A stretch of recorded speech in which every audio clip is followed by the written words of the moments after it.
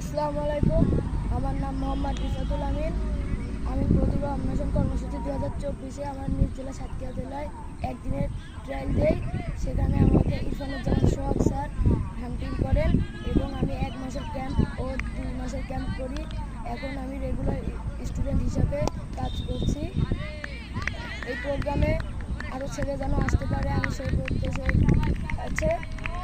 আমি যেন বাংলাদেশের জন্য কিছু করতে পারি। সবাই আমার জন্য দোয়া করবেন।